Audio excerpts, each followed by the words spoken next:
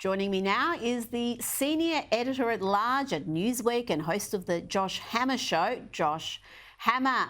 Josh, let's start with Donald Trump. He's scored a huge unanimous win in the Supreme Court just a day before Super Tuesday, where voters in 15 states will decide who should be the Republican candidate for US president.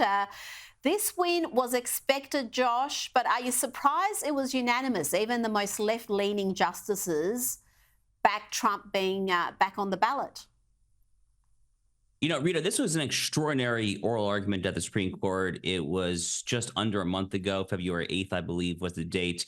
Trump was blessed to have an extraordinarily talented attorney argue this case for him at the U.S. Supreme Court. Jonathan Mitchell, longtime friend of mine, former Solicitor General of Texas, one of American conservatism's greatest legal intellects. In a just world, Jonathan Mitchell would be a federal judge at minimum, ideally the U.S. Attorney General. So he had a very good lawyer on this case. And the oral argument was really extraordinary, not just for Jonathan's lawyering capabilities, but the fact that even the liberal justices, specifically Ketanji Brown Jackson and Elena Kagan, two of the three more liberal justices on the court, they were very skeptical of Colorado's case here. So the only question really all along for court watchers such as myself was whether Sonia Sotomayor would try to reassure her hashtag resistance friends in the MSNBC far left crowd and issue a solo fiery dissent or something along those lines. So for the past few weeks, Rita, my line has been this case is going to be 8-1 or 9-0. So to answer your question, no, I was actually not shocked. I was mildly surprised because I very rarely predict optimistic things when it comes to the American judiciary in general. So to actually have a good outcome is definitely mildly surprising. The three liberal justices did issue a somewhat abstruse concurrence in the judgment, but I read it and it wasn't really obvious to me what exactly they were complaining about. It seems to me like they felt some sort of need just to write something else to try to kind of wink, bat signal a little bit to their liberal fans all out there that they're not really as bad as Clarence Thomas and Sam Alito. But they were really quibbling. It wasn't a very substantive writing. So overall, fantastic day. I mean, absolutely fantastic day at the United States Supreme Court. They have said that Donald Trump cannot be removed from the ballot box. And ultimately, Rita, it is an affirmation of lowercase r Republican self-governance and the very notion that is rooted in America's constitutional preamble that it is we, the people, who decide our own destiny still in this country. For the most part, Jack Smith and his merry band of prosecutors are doing their darndest to try to change that when it comes to the sprawling lawfare apparatus and all the criminal prosecutions. But for now, this is a big win. And if Democrats want to beat Donald Trump and Republicans, they're going to have to do it at the ballot box, not via this ballot access removal gambit. Well, the Democrat meltdown has been predictable, and frankly, some of it is a little bit sinister. Listen here to Democrat Jamie Raskin say he and fellow party members are still going to try to force Trump off the ballot. I am working with a number of my colleagues, including Debbie Wasserman Schultz and Eric Swalwell, to revive legislation that we had to set up a process by which we could determine that someone who committed insurrection is disqualified by Section 3 of the 14th Amendment. And the House of Representatives already impeached Donald Trump for participating in insurrection by inciting it. So the House has already pronounced upon that. And Leftie journalists are also losing it over the court's decision. I could bring you a million examples, but Keith Olbermann is really beclowned himself. He tweeted this unhinged rant. He said, "The Supreme Court has betrayed democracy.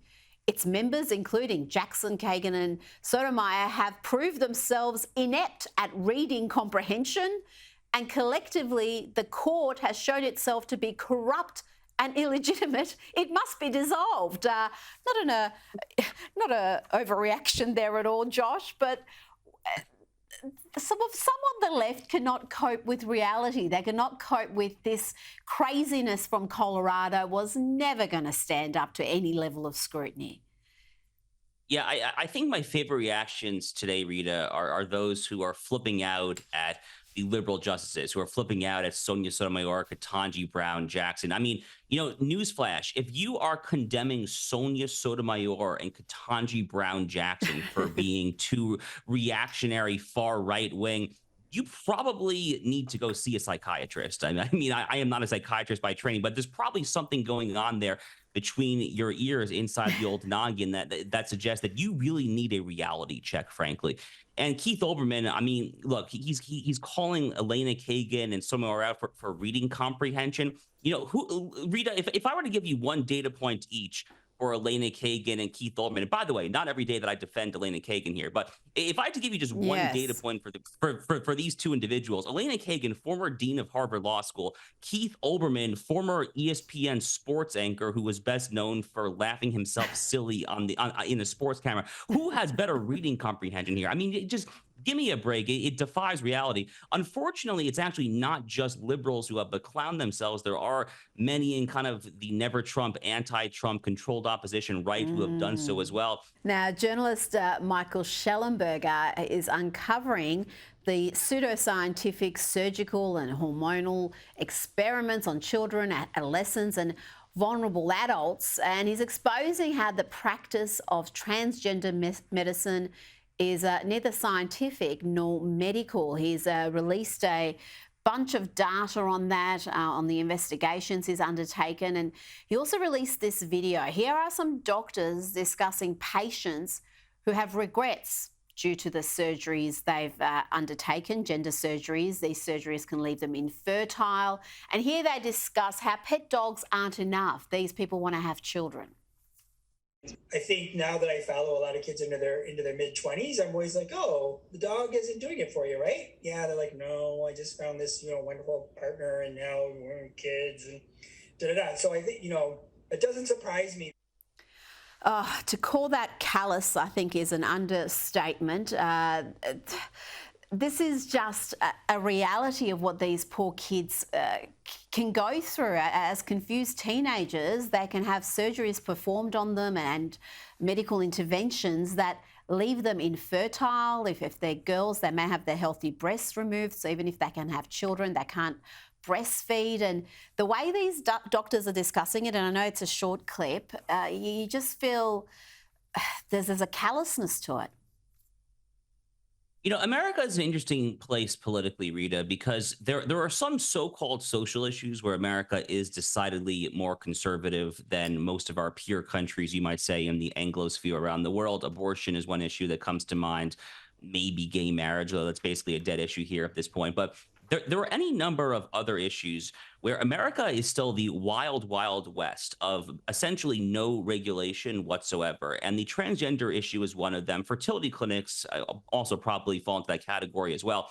But America is grossly, grossly unregulated when it comes to the transgender issue, even compared to countries in Europe, the UK, France, Sweden. So many of these countries are really starting to crack down on transgender so-called surgeries, even for minors.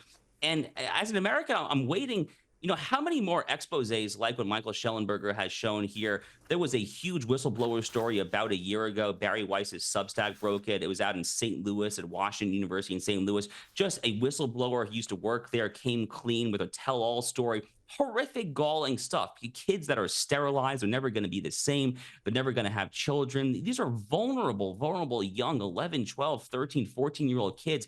And they are just being preyed upon by the depredations of the medical lobby. These hospitals, these quote unquote surgeons, it's really Dr. Strangelove is what they are. They are profiting off of all of this. Big Pharma is profiting all of this. The hospital associations are profiting. A lot of people, Rita, stand to profit immensely off of the vulnerabilities of these children who are being warped on TikTok and Instagram and into telling them that they are something that they are not. This is going to go down.